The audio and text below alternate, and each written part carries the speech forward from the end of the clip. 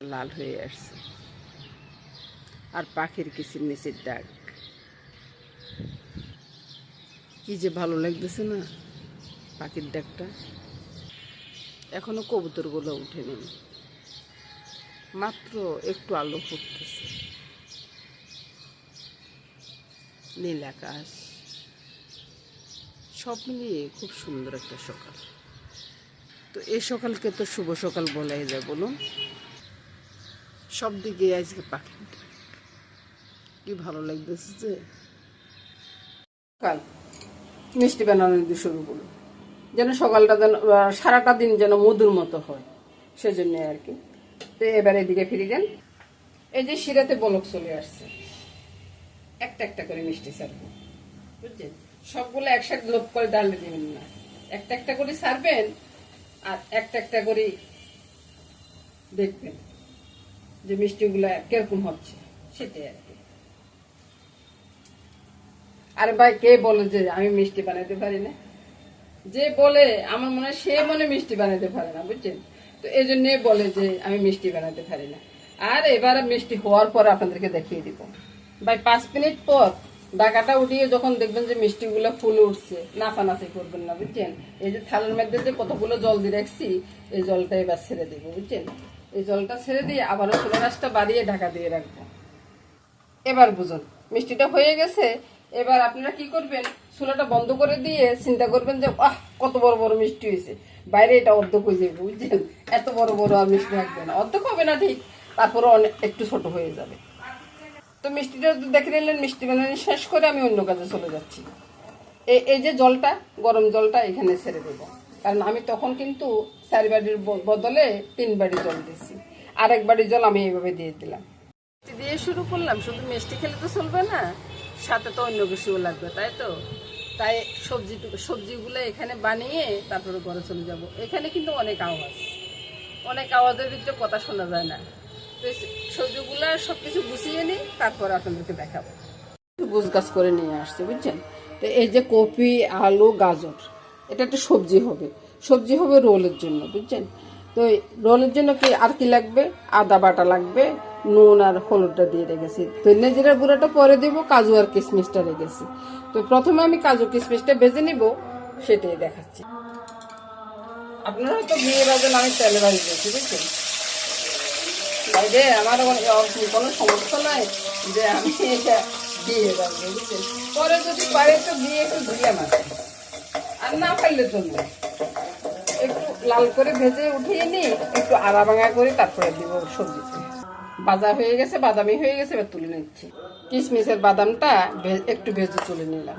আর এটার যে কি ঘ্রাণ ছড়াচ্ছে সেটা বলার মতো না। এবার লঙ্কাটারে একটু ভেঙে দিচ্ছি, আমি কিন্তু ওই যে গুঁড়া লঙ্কাটা দিব না, ওই জন্য এই লঙ্কাগুলো ঝাল বেশি, বুঝছেন? আর পাঁচফোড়নটা দিয়ে দিচ্ছি। পাঁচফোড়নটা ফুটে উঠুক, সে পর্যন্ত অপেক্ষা করতে হবে। পাঁচফোড়নটা ফুটে উঠছে, এবার আমি আদা বাটাটা দিয়ে দেবো। এই যে পাঁচফোড়ন আর আদা বাটাটা এত সুন্দর একটা গ্রাম ছড়ায় না, দারুণ একটা গ্রাম ছড়ায়। তারপরে সবজি, সব সবজিগুলো দিয়ে দিচ্ছি। তারপরে বন্ধুরা নুন আর হলুদ করে দিলে এবার নেড়ে ছেড়ে একটু ঢাকা দিয়ে রাখবো, কারণ তরকারিটি একটু নরম হওয়া লাগবে। আর এই লঙ্কাগুলো কিন্তু আজকে উঠাবো না, কারণ আমি তো আর ঝাল দিই নেই, ওই লঙ্কার দ্বারাই ঝাল হয়ে যাবে। আচ্ছা, চিনি দিতে ভুলে গেছি, এই চিনিটা ছেড়ে দিচ্ছি। একটুকু লাগবে মনে দিয়ে দিলাম, রোলের জন্য তো চিনি একটু লাগবে। তো কেউ হয়তো মিষ্টি বেশি পছন্দ করেন, কেউ হয়তো কম পছন্দ করেন, আমি ভাই একটু মিষ্টি বেশি খাই, বুঝছেন? সেই জন্য বলতেছি আর কি। তো এবার একটু ঢাকা দিয়ে রাখি, তরকারিটা হতে থাকুক, ততক্ষণ আমি রোলের ডোটা মেখে নেব। তেলটা দিয়ে দিলাম, আমি অবশ্য ঘিটে কিছুই দিব না বন্ধুরা, আমি ঘি দিয়ে করি না কিছুই। আর একটু হালকা গরম জল দিব, বুঝছেন? এভাবে আগে মিশিয়ে নিই। ডোটা মাখা হয়ে গেছে, এবার এক সাইডে রেখে দিব ঢাকা দিয়ে। এই যে লঙ্কাগুলো আছে না, লঙ্কাগুলোকে আমি একটু কুচি কুচি করে দিচ্ছি, বুঝছেন? তাহলে হবে কি, ঝালটা সব কিছুর মধ্যে মিশে যাবে। এবার মোটামুটি হয়ে আসে। তারপরে আমি একটু দুধ পাউডার আর কর্নফ্লাওয়ারটা দিয়ে দেব। আর এটা যেহেতু আমার ঝোলের কোনো ব্যাপার নাই, সেহেতু আমি এভাবে দিয়ে দিই। তারপরে মিলিয়ে দিব, একটু আঠালো হয়ে আসবে। আঠালো হয়ে আসলে আমি ধনিয়া পাতাটা ছড়িয়ে দেবো। এখানে আর কোনো মশলা দেওয়ার দরকার নেই। কত সুন্দর একটা রোলের সবজি হয়ে গেল বলুন তো। আপনারাও পারেন এভাবে রান্না করে রোল বানিয়ে নিতে, বুঝছেন। তারপর কিন্তু এই যে বাদাম কলসি আর কিশমিশটা দিয়ে দেবেন। এবার নেড়ে চেড়ে নামিয়ে নেব, আর বেশিক্ষণ রাখবো না। তো বন্ধুরা সবজিটা তো নামিয়ে নিলাম, যে সুন্দর একটা সেন্ট বেরোচ্ছে। এবার বন্ধুরা রোল করার পালা। রোল করার সময় আর আমি দেখাতে পারব না, কারণ আমি নিজে হাতে ভিডিওটা বানাই, নিজে হাতে সব কিছু করি, সেই জন্য রোলগুলো বানানোর সময় আমি দেখাতে পারবো না। তো রোলটা মামনি এখন একটু করে দেখাই দিচ্ছি বন্ধুরা, আমি না হলে দেখাইতে পারতাম না। এভাবে করে ভাজ দিয়ে আর একটু তেল লাগিয়ে দেয়। আর ব্রাশটা অনেক পুরানো হয়ে গেছে, তাই একটু কালো হয়েছে, আপনারা কিছু মনে করবেন না। রান্নাঘরে থাকলে সব জিনিস এরকম কালো হয়ে যায় আর কি। সবগুলো এভাবে ভাজ করে রেখে দিচ্ছি, তারপরে এগুলোকে বেলে আবার রোল বানাবো। রোলগুলো করে আমি এভাবে ফ্রিজে ঢুকিয়ে রাখলাম, আর ভেজে সাথে সাথে খেতে পারবো, বুঝছেন। আপনারাও চাইলে এভাবে বাচ্চাদের টিফিনে বলুন, নিজেরা কোথাও যাচ্ছেন তখন নিতে পারেন। আমরাও কিন্তু এক জায়গায় যাব, সেজন্য এভাবে বানিয়ে রেখেছি, যাওয়ার সময় ভেজে নিয়ে যাব। সকাল সকাল উঠে পাখির ডাক শুনতেছি চতুর্দিকে। ওই যে এখন তো রমজানের মাস, অনেক মানুষজন রাস্তায় চলাফেরা করতেছে। আর কোকিলের ডাকটা দেখুন কত সুন্দর লাগতেছে না, কোকিলের ডাকটা খুব সুন্দর লাগতেছে কোকিলের ডাকটা।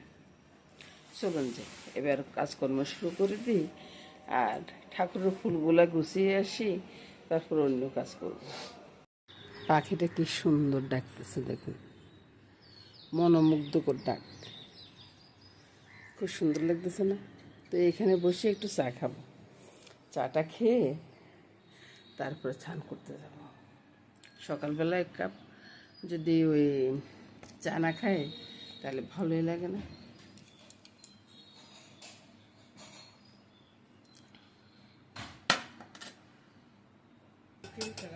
অনেকটা ভোর রান্নাঘরে চলে আসছে, বুঝছেন। রান্নাঘরে এসে এই যে রোলগুলো কালকে বানালাম, এখন এগুলো ভাজবো। এভাবে আপনারাও পারেন, বানিয়ে রাখবেন, যে ফ্রিজে রেখে দিলে বাচ্চারা যখন স্কুলে যাবে তখন ভেজে দিবেন, দেখবেন যে বাচ্চারা খুব মজা করে খাচ্ছে। ওই আর কি, আমি তেলটা ছেড়ে দিলাম।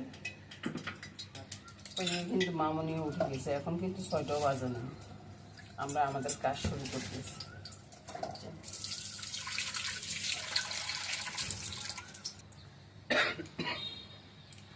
সবগুলো ভেজে নিই, তারপর দেখাবো।